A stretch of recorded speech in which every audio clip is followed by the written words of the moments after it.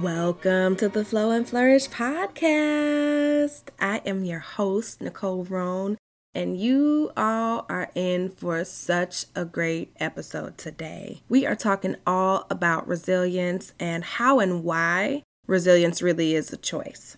I have brought to you one of many great guests that will appear on this show, but I'm bringing to you today Miss Lacey Fields, who is a really good friend of mine, and she's also in the coaching space.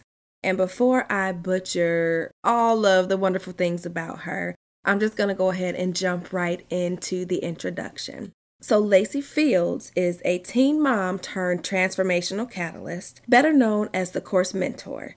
She created her award-winning mentoring program, You Go Girl, in her basement in 2011. Lacey has years of experience not only talking the talk, but walking the walk in theory and application. This includes years of mentoring teen girls, designing youth curriculum, and helping women design their own curricula. Lacey is now using her curriculum design skills to help purpose-driven women create transformational courses using their unique stories. Equipped with her own story of triumph over trauma, Lacey has not let her past stand in her way, but instead used it as a stepping stone. She's earned degrees and certificates in the fields of marketing, human services, coaching, holistic therapies, and is currently completing courses in clinical mental health, covering the gamut from experience to education, all the way to inspired, faith-backed action.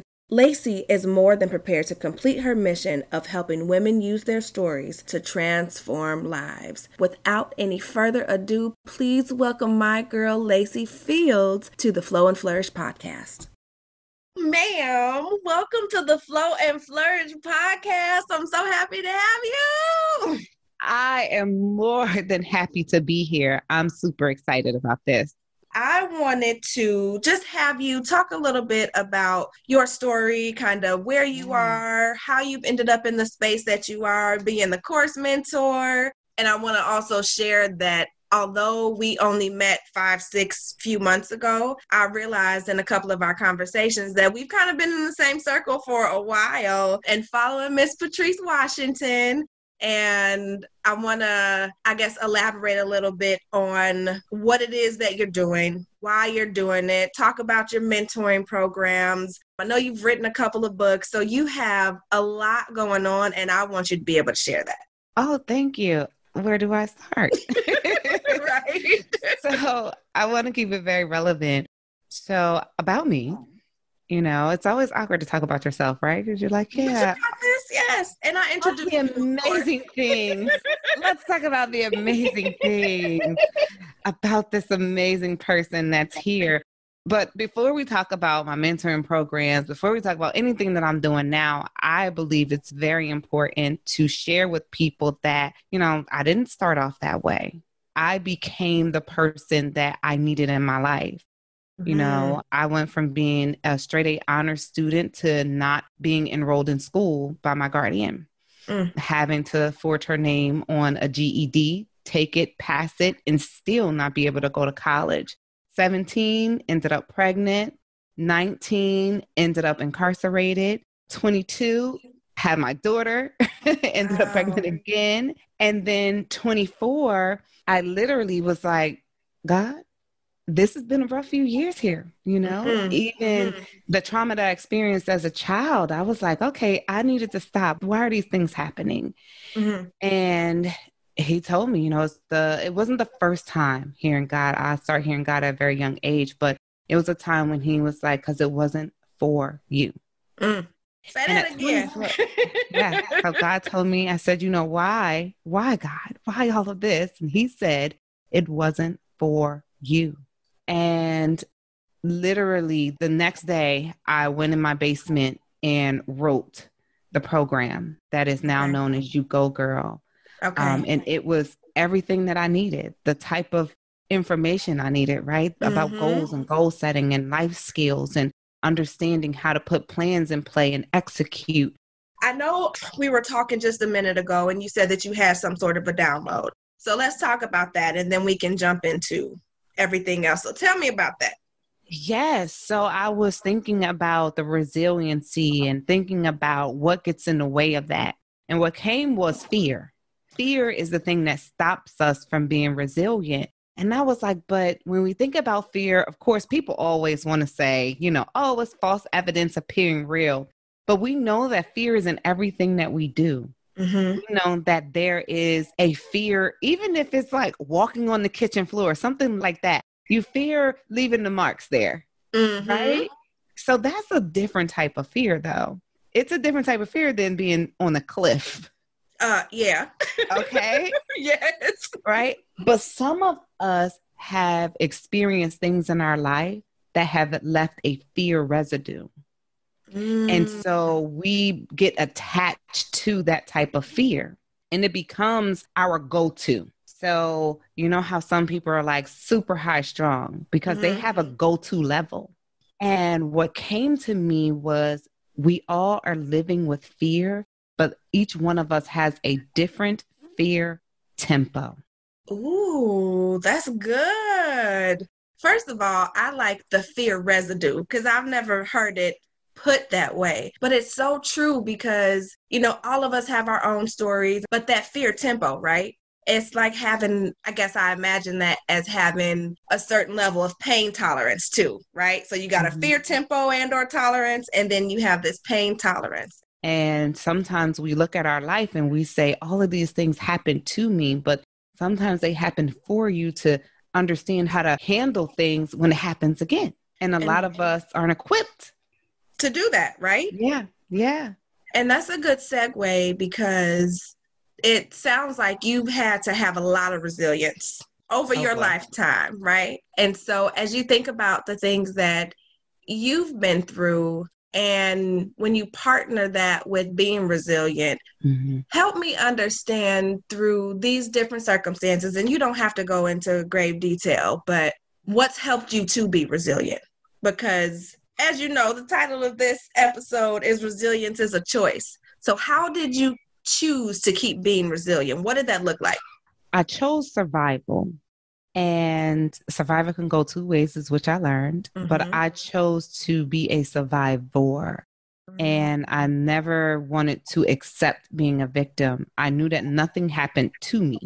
And that was at a very, very young age. My great-grandmother, she told me one time after my mom beat me with a switch, and I was like, girl, them switches. She going to hell. Yes. That is not right. And my great grandma sat me down and she said, you can't hold anything that she does in you. That is not for you. Other people have to deal with their sin. Other people have to deal with what they do to people. That is not for you to carry. You carry who you are and how you treat people. And that is your only burden. And so make it light. And she told me that I had to be like 6 or 7 years old. Okay. So when things started happening, I was like, that's not mine. And I believe that resilience being a choice is you choosing not to carry the burden of others. If someone abused you, that is not your sin. They did the act. They committed the crime. You give that to them and you carry in your heart and your spirit that I have to maintain and be a good person and make sure that I don't make other people feel the way that person made me feel. Wow. That is so, so, so true. When you think about not carrying somebody else's, whether it's their pain, their mistakes, and not embedding that into your spirit, I know personally, I've been in situations where I have carried that. And it has impacted my ability to be resilient. And so, whether it's your parents or your husband, your boyfriend, a friend, and really carrying what they did to you can absolutely block your ability to stand up and get back in the ring, right? Yeah. So, oh my gosh, thank you for saying that. That's so powerful. Yeah. And I really had to learn that I was resilient. And it's because when you say, okay, I'm going to get back up again, nothing is a knockdown. Everything's a lesson. I got a shirt that say, my lessons made blessings. They And it's the do. truth. It's the truth. Yeah. They do, because we're all learning. We're all learning. We're all growing. Mm-hmm. And it's like, unless you go, the wrong way, you don't know which way is right. Right. So it's kind of like, oh, you open up the wrong door. Oh, that's not it. Let me close that door. Right. But you had to open the door. You had to see the things that you don't want so that you can appreciate what you do want. And to me, resiliency is going after everything that you do want and the things that you don't want, not letting them get in the way. Yes. That is so important. You can't let the things that you go through get in the way of you being resilient. And that's exactly why it's a choice, right? Yeah. Now, I've shared pretty openly about me being in an abusive relationship. I've shared about me being a teen mom and being a single mom. And all of those things, I had to really choose to get up and do something different, right? I could have sat in my stuff when I opened up those doors and struggled with getting my child in daycare, struggled with making ends meet, struggled with being a single parent and having to explain that to my daughter and trying to be two parents in one, struggled with loving myself enough to get out of that abusive relationship. I could have absolutely stayed there, but I chose to do different. I chose to be resilient. So I want you to tell me a little bit more about, I guess, what your mindset was, right? In terms of you choosing to be resilient after you said that you were unenrolled in school, after you becoming a teen parent, and some of those similar things. Talk to me about what your mindset was like back then. Well, first of all, my child didn't ask to be here. Whew, hold on. If that's not accountability at its finest, like most people won't say that, right? Yeah. But okay, I'm going to stop. Yeah. Go ahead. No, you're good. He didn't ask to be here. So my job was to give him a life that he deserved. If I fell short, girl, I probably did. But don't we all? But I was like, these are not things that I feel like he deserves or that he would be comfortable with. When I had my son at I was only 17, I turned 18 a couple months later, and I went to the temp agency literally after I left my 6-week checkup. Whew. Yeah. I went to girl, and the woman was like, wait a minute, you don't have a degree? I was like, oh, I just turned 18 like a couple weeks ago. Right. Like that's enough. Yeah. And she was like, what? She was surprised because I came in and I said, I just had a baby and I need an income that's going to be able to sustain us. I would like to work in the evening so I can go to school in the day. And I thought I just had it all figured out. Right. I got a job at First USA, which was one of the biggest credit card banks in Wilmington, Delaware. Okay. And they loved me. I moved up very fast. I caught on really fast. And right when, because I went through the temp agency, and right when First USA was going to hire me on, and I was like, thank God, this my first job as a whole adult, right? Like a real adult. Right? Like I'm 18. I got into the biggest bank. It's grown women and men who try to work here, and I'm in. I came home and my mom was gone. House packed up. House is empty. And she had moved to Georgia. Ooh. The lights were off. And so that meant the hot water was off. And Delaware is always cold in the evening. It doesn't get hot until the dead of summer. So it was around May. I had to wash my son with a bottle of water and baby wipes because there was no hot water. And I was like, I thought I was doing everything that I was supposed to do to make this a better situation for him. But there are still outside forces. There are still people that I was depending on to assist me with this, but they weren't on the same page as me.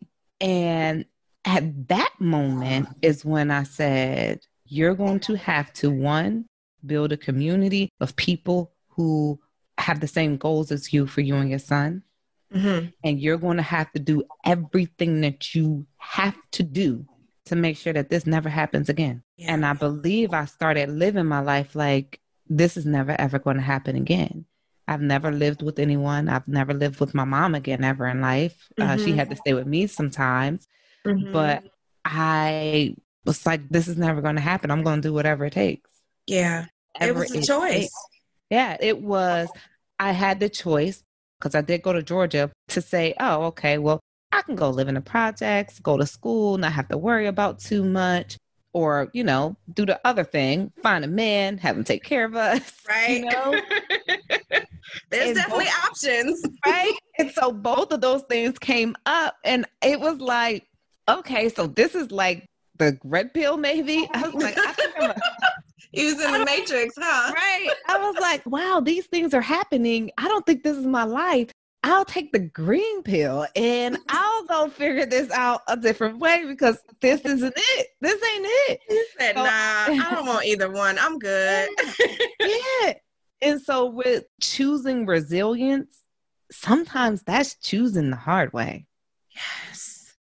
That's not the easy path. It's not. And then people see the outcome, right? They see that, oh, you've made it. You have these wonderful children. You're successful in this area. Oftentimes, I always say too, that to do the right thing is the hard thing. And resilience is the hard path. Like you have to make yourself get up and do these things. Like you said, you could have chose to go live in the projects. You could have chose to get a sugar daddy, but you chose to do what you knew was best to provide the life for you and your child that he deserved, right? And that's hard. Yeah. And so I want to pivot a little bit. I'm a definition kind of girl. And I wrote down the definition of resilience, and it resonated with me because it says that resilience is the capacity to recover quickly from difficulties. And with that, I wanted to ask you, because I'm a capacity coach now. Yes. How do you feel that capacity is tied to resilience? And take your time in thinking about it. I know for me, I think about mental capacity, emotional capacity, physical capacity, and how is being resilient tied to that? When we think about resiliency and capacity, we have to think about it as if it's a tangible good. And so good. my definition of resilience is when you accept what is and understand that your next best step is grace. So if you think about resiliency being in a bucket, you accept that this is how much resiliency you have and you carry that. And you have to sprinkle it when necessary. Right? Yes, so you can't just be out here just being like, oh, I'm going to be resilient at work, girl. I'm quitting my job. I'm going to do this and do that. Nah, boo. Have a seat. Yeah. Let's talk about how you got this one cup of resilience in this bucket. You ain't got all that. You got to spread it out. Right?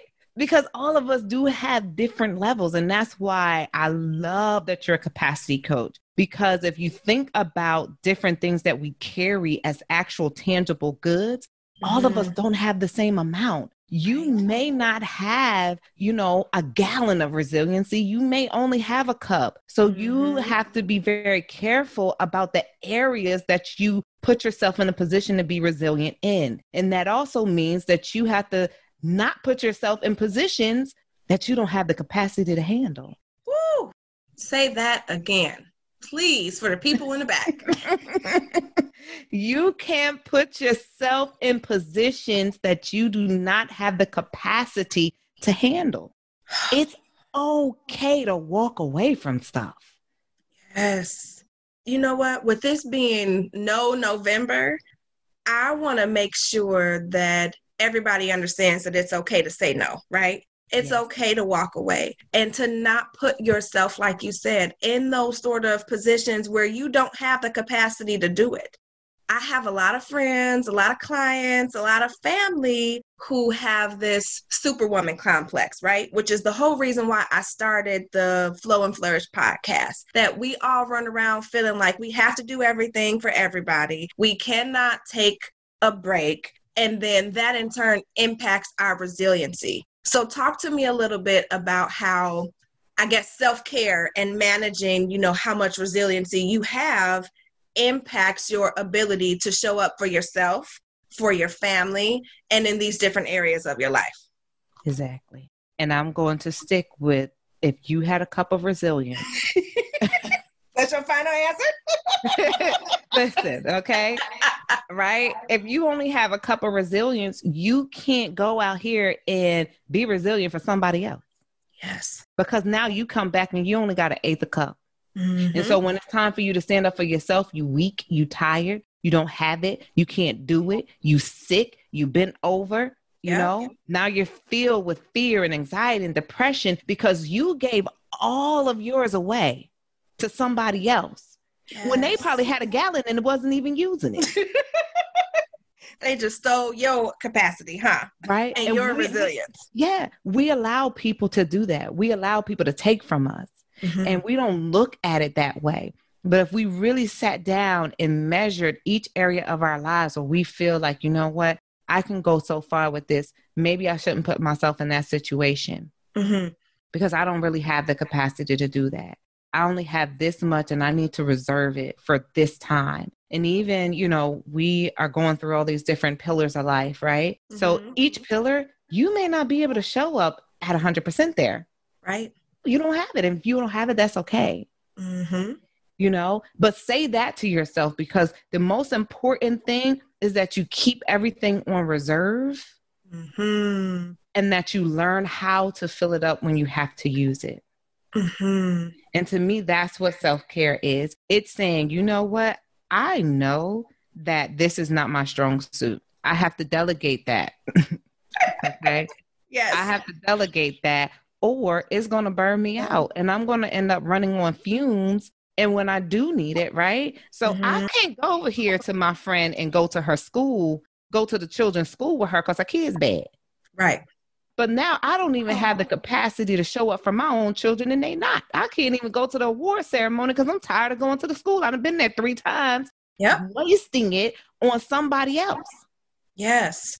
And it's not out of lack of love, right? No. And what I'm hearing you say a lot of is being aware, right? Being aware, being mindful of where you are capacity wise, because that does impact your ability to be resilient in the long run. And you don't know when you're going to need a little bit of extra resilience, right? Exactly. And then when you have not only just friends, but you have family, right? And in my circumstance, I talk about my father being in chronic heart failure and really wanting to step in and help. And I have been, but also I have to be mindful of how much capacity I have for my own family. Because I got this 17-year-old, I have this 5-year-old, there's this podcast, there's the work, there's all of these different things. So you can love somebody till the world blow up, but you can't keep putting your capacity on thin ice, which impacts your ability to show up for yourself and your family. So thank you for sharing that. Man. Yeah, we have to measure it. We have to measure everything that we're holding. We have to understand how much faith we have. You know, I don't believe that the Bible says that you only need a mustard seed of faith and that everybody has a mustard seed. There's some people who got grapefruit full of faith. People got watermelon full of faith. But you need to examine how much faith you have. How much grace do you really have? You know, I have a temper. Right? Yes. So I have to understand it's only so much BS I can take off of other people. Yes. So I can't put myself in those situations because, first of all, okay, by the time you get, you know, if my temper starts at 7.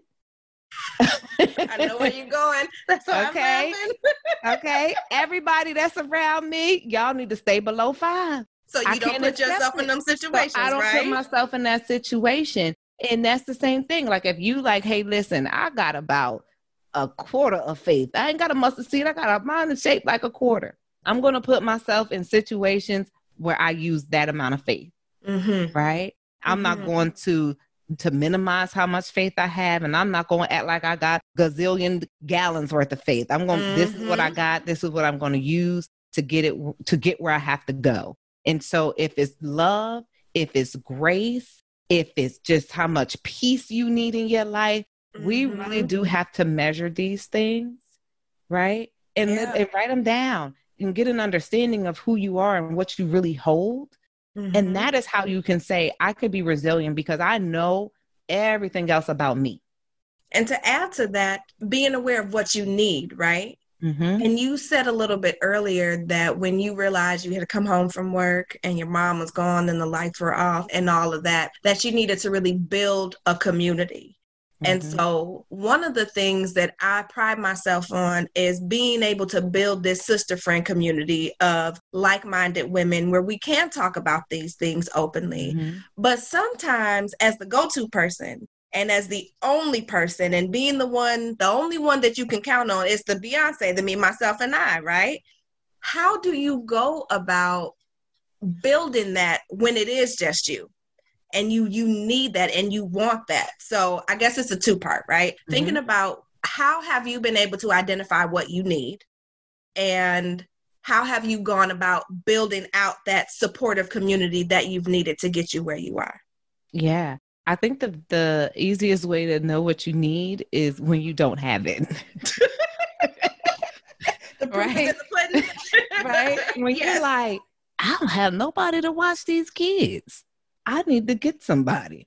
Mm-hmm. I don't have anybody that just wants to like go have wine and talk. I need to get somebody there. I'm telling you, it's about an inventory. It's about inventory. I literally had a friend and I said, I don't think she appreciated what I just did. Mm-hmm. So now it's almost like, you know how people say, you need to have a checklist if you're looking for a husband or whatever. I have checklists for friends. Me too. You have to have a checklist for your friends, you know? And it's so, I meet people and I'm super cool with their mom. And I'm like, I'm just going to be your mom's friend. No, you don't. Why? Because she may be the person that I need and you were just a segue, you know? And that's okay. And that's how. I'm dumping you for your mom, boo. I'm sorry. We can't be cool friends, but me and your mama, though, that's the best here. And it's cool because it's, again, you are seeing what you need and you're allowing yourself to feel for what you need and getting that. Yeah. And most people deny those needs, especially women, right? I don't need nobody. I can do this. I can do that. And it's hard to continue to thrive and to increase any kind of capacity if you're doing stuff in a vacuum. So thank you for sharing that too. Yeah. And definitely investing in yourself too. If other people are investing in themselves, I go to places where people have to pay a lot and I want to be your friend. I've learned, and I think I just did like a crazy post about that, because when you deal with people who haven't invested in themselves, all they want to do is take from you because you built up everything and they look at you like, oh, people look at you as being wealthy in community, wealthy in knowledge. People don't always just want your money. They may want your connections and things that you know. Your energy, your time. Yeah. And so putting yourself in a community of other people, like I love meeting friends from school, or if I'm at an event, it is the best place to meet people because they're investing in the same thing that you're investing in. Yes. And it's hard to, when you have, sometimes whether it's friends or family, and I've talked about this as well, that they're just not on the same page as you, right? And that whole post that you made got my whole life. I want you to know that. Have me looking in the mirror, really thinking through, because there are some friendships and relationships that I have right now that, I'm deciding, do I go back and keep going with this sort of friendship, or do I keep going on where I know I need to go? And oftentimes you hit it on the head. When you are around people who have not invested in themselves, they're going to take from you. They don't understand the amount of time, energy, money, all of that, the mental capacity that it takes to even put yourself in a position to invest in yourself.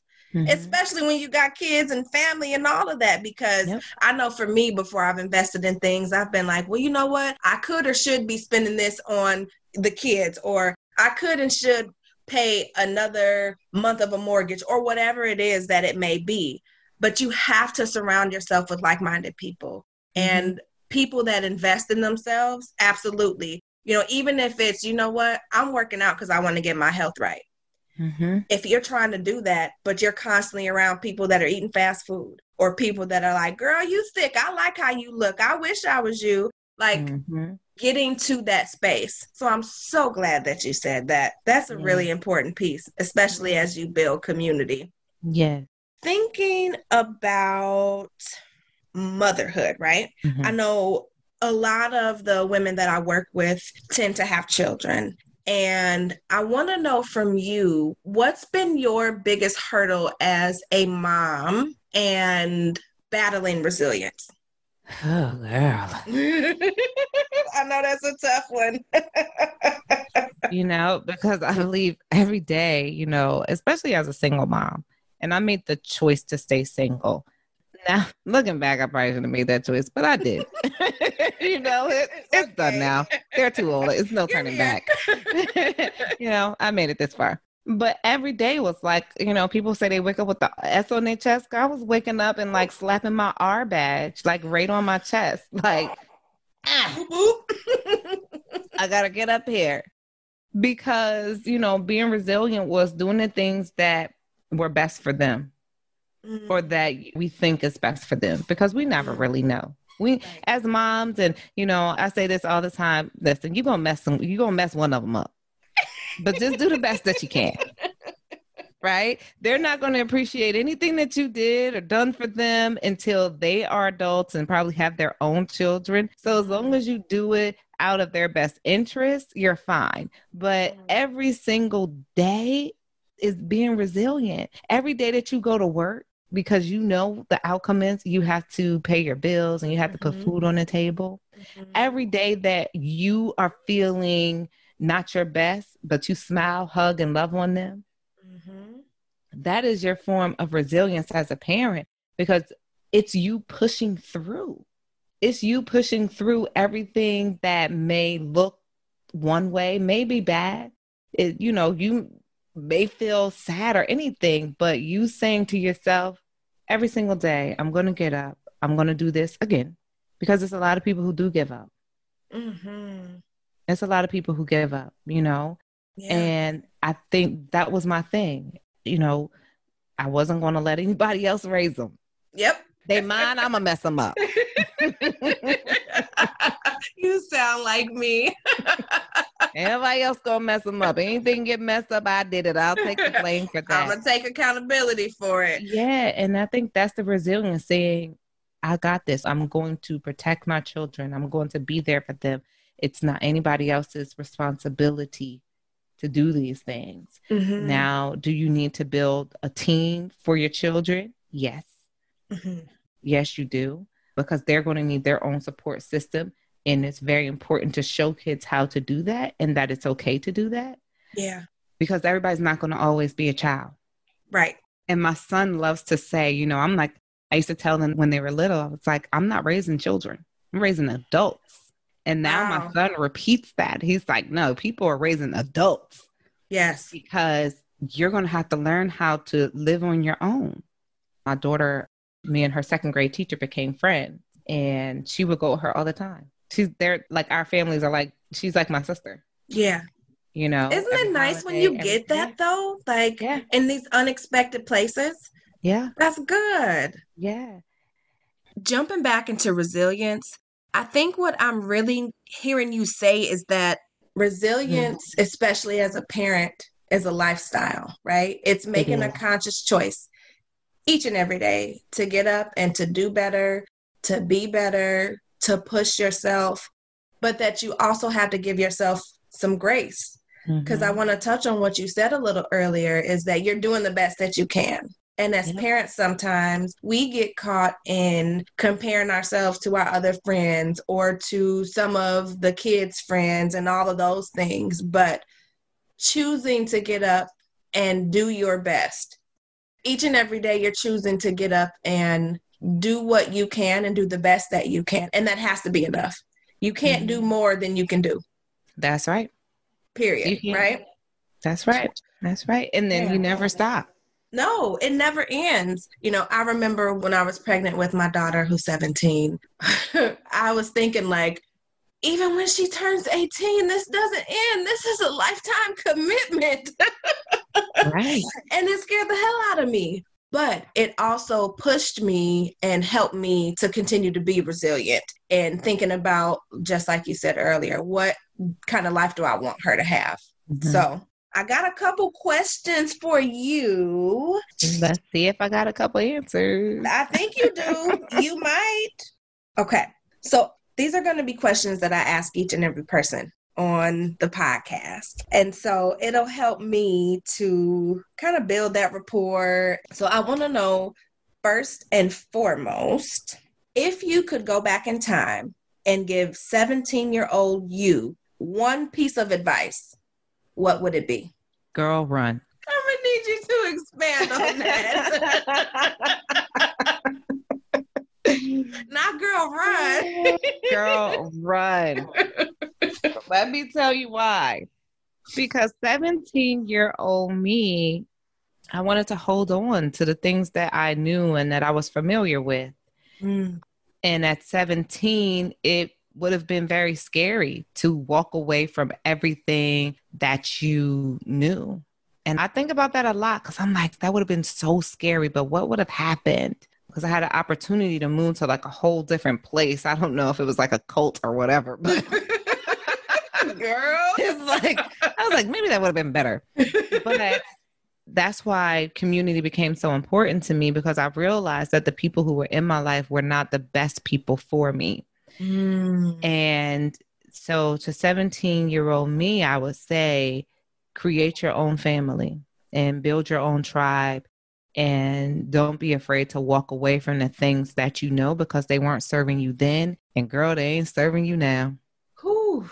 That is so, so, so powerful, because we each get caught in our own comfort zones, right? Mm-hmm. And doing what we know, being with who we know, and growth, as great as it looks once it's done growing, is painful. So that's deep. I like that. That's good. Okay. Since this is the Flow and Flourish podcast, tell me how you make sure you flow and flourish on a daily basis. Eliminating people. Oh, do tell. Queen of the cutoff. And that means I cut off my phone. I cut off my computer. I have no problem detaching when I need to detach. Okay. You know, I took a trip to Aruba by myself. Yes. And I didn't even people were like, where are the pictures? Girl, my phone was in the room. I was on the beach. And that's all you need. We're so addicted to our phones these days. Got to put it on Facebook. Got to put it on Instagram. Got to let everybody know how good I'm doing. No, sit down somewhere. Get you some rest. I like that. Queen cutoff. Okay, then. I'm going to be texting you talking about, hey, queen cutoff.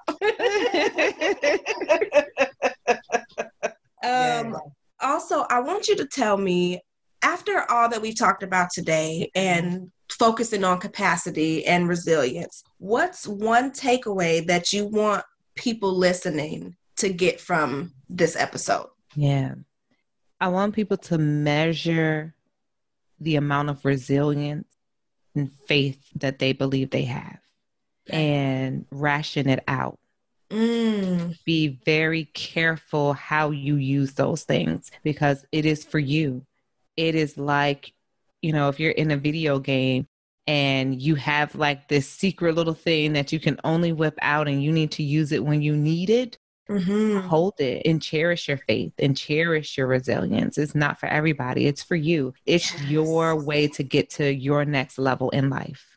Yes. Oh, that's so good. And then last but not least, tell us a little bit about what you have going on now and how people can find you, because I just want to say you've been instrumental, and I don't think that I've shared this, that you've been super instrumental in helping me get my own things together, getting my whole life, really pulling out of me my story and how that is going to be used and being used to help other women through my coaching program, The Art of Flow, and just how important it is. And it all ties back to capacity. It ties back to resilience. And I know that you've worked with a lot of other women. So tell us a little bit about what you have going on right now, how we can stay in contact with you and all that jazz.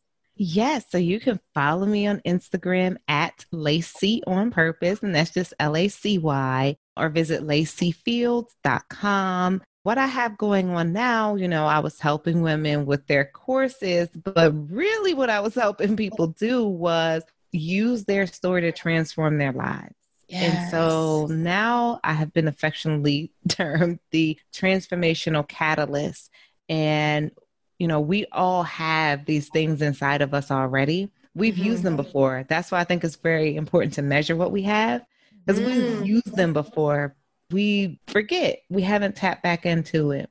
So yeah, if you want to learn everything about you that you thought that you forgot, reach out to me. Let's talk. Let's dig up that story and pull out every good thing that's in you so that we can repurpose it.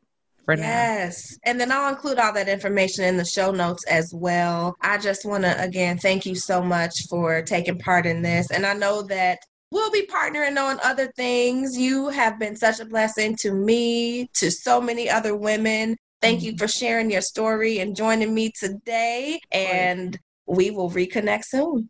Yes, ma'am. Yay! I really hope that this episode today touched your heart and blessed you, and that you really do take it to heart and think about measuring your capacity, measuring your resilience, and measuring all the things that Lacy and I talked about. With that, as always, thank you so very, very much for tuning in and listening to the podcast this week. Make sure that if you have not done so already, you subscribe to this podcast and that you join me for Flow Fridays live on Facebook. And I'm going to be switching that over to, I believe, Instagram at some point. I'm just now getting comfortable with Facebook, so don't judge me. Anywho, make sure that you have subscribed to the podcast, that you're on my mailing list, which you can find at NicoleRoan.com. And until next week, I look forward to continuing to be your capacity coach and helping you create balance between your personal and professional life without ever having to sacrifice yourself, your family, and what matters most to you. Talk to you next week.